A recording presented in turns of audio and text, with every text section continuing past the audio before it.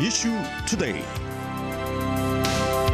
네, 월요일 아침 이슈투데이에서는 LA타임스의 박종찬 기자를 연결합니다. 박 기자님 안녕하십니까?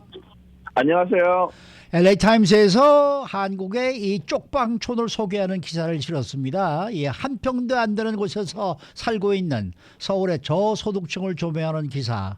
지난주에 이 LA타임스에서 취급을 했는데 이 동자동의 쪽방촌을 소개했다면서요. 네, 그렇습니다.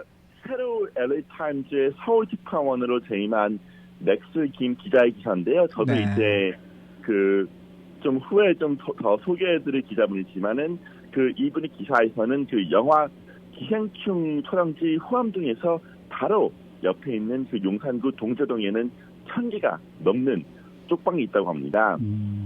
많은 분들이 아시겠지만 쪽방은 한 평도 안 되는 좁은 공간인데요. 주거 공간이 기존에 훨씬 미치지 못하지만 주택이 부족한 서울에서 필요악으로 존재하고 있다고 전했습니다. 서울에는 3,500개의 쪽방이 있다고 하는데요. 도시 관계자는 이들이 제대로 살집을 구하기 전까지는 쪽방을 불법화할 수 없다고 말했습니다. 네. 특별히 쪽방촌에 살고 있는 윤영주라는 분에 대해서 조명을 했는데 이분의 삶은 어떤가요?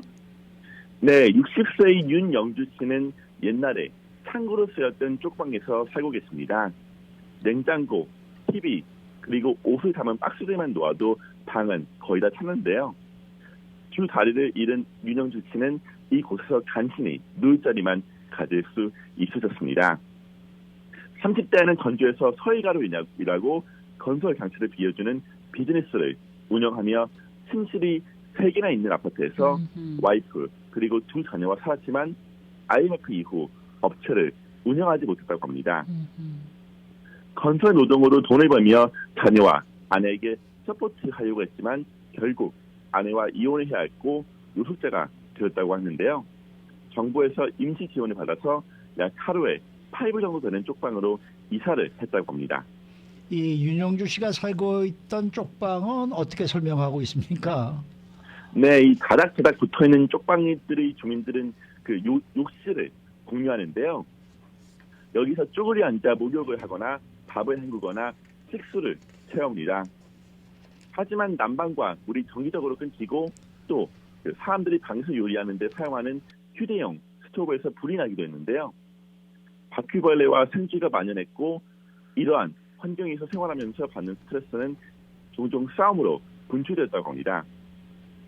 윤영주 씨의 다리는 결국 부패되어 절단되어야만 했고 아이고. 그 후 윤 씨는 변기가 있는 쪽방으로 집을 옮겼다고 합니다. 윤 씨는 한 달에 206달러 정도의 월세를 내는데요. 정부에서 한 달에 633불의 보조가 나오지만 전기세와 빚 갚는 것을 제외하면 한 달에 152불로만 살아가야 한다고 합니다. 네. 이 쪽방은 원래 상황이 참 좋지 않은데 요즘 더더욱이 쪽방의 상황이 더 안 좋아지고 있다고 해요. 그렇습니다. 냉난방이 잘 안 되는 방들은 여름이나 겨울엔 견딜 수 없을 정도로 덥거나 춥다고 하는데요. 지난 겨울 윤씨 집 옆에서 수도관이 터져 계단과 난간이 결빙되고 욕실이 마비됐다고 합니다. 시 관계자가 나와서 얼음을 깨고 공원에 윤씨 화장실을 만들었지만 건물 주인은 아무것도 하지 않았다면서 집주인은 이곳에 오게 된 사람들이 다른 대안이 없다는 것을 잘 알고 있다고 얘기했습니다.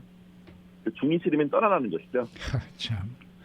다른 사람들의 이야기도 좀 나와 있습니까? 그렇습니다. 윤 씨는 동자동 사랑방 커뮤니티 센터의 회장으로 일하고 있는데요. 여기선 기부금으로 법률 자문, 병원 교통편, 교육 모임 등에 대한 자금을 지원합니다. 급전이 필요할 때 저금리로 소액 대출을 받을 수도 있습니다. 이곳의 세입자들은 대부분 50대, 60대 독신 남성들인데요. 소액 대출 은행을 운영하는 김정호 씨는 가정이 망하고 사업을 잃거나 노숙자가 돼 이곳에 온다면서 절반 이상의 노숙 지역 주민이 정부 복지로 생계를 유지하고 있다고 전했습니다. 김 씨는 많은 세입자가 결국 고독사로 죽는다면서 많은 사람들이 외롭고 힘들고 피곤해서 술을 마시면서 살고 있다고 말했습니다. 근처 공원에서도 쪽방촌 세입자들이 모여 소주를 마시거나 담배를 핀다고 하네요. 네. 그러면은 정부 보조금을 받는 것은 좀 어떻습니까? 한국의 법은 직계 가족에게 장애가 있는 부모에 대한 돌봄이 의무를 부여합니다. 윤 씨가 정부 보조를 받으려면 윤 씨가 자신의 자녀가 자신을 부양할 수 없거나 부양하지 않을 것임을 증명해야 하는데요.